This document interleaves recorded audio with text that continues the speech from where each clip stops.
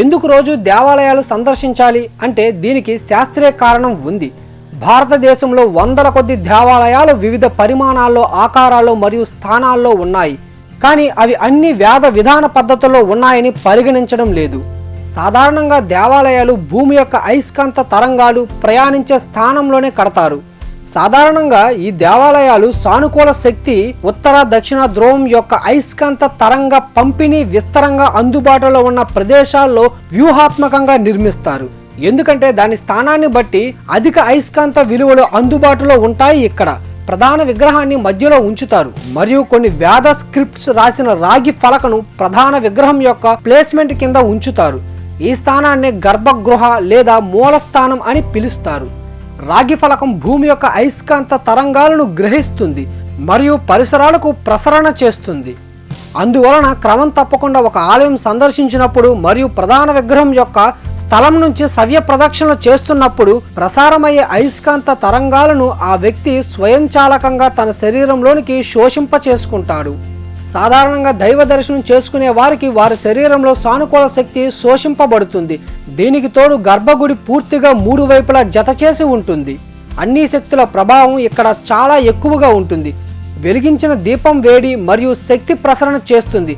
మ్రోగించిన గంటల నుంచి వచ్చిన ధ్వనులు మరియు మంత్రోచ్చరణ నుంచి వచ్చే ధ్వని శక్తిని ప్రసారం చేస్తుంది.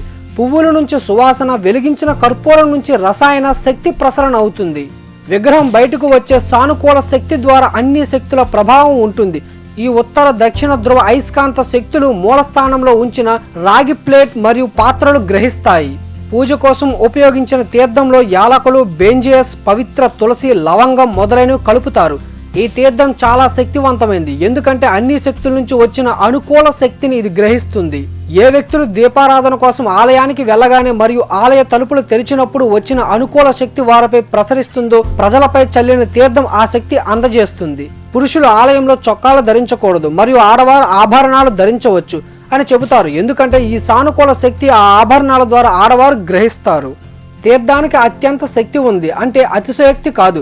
ఇది మనలోని రక్తాన్ని శుద్ధి చేస్తుంది. దేవాలయాల్లో ఈ తీర్థాన్ని సుమారు 3 స్పూన్లు ఇస్తారు. ఈ నీటిని ప్రధానంగా అయస్కాంత చికిత్సకు ఒక ఆధారం. ఎందుకంటే గర్భగృహంలో రాగి నీటి పాత్రను ఉంచుతారు.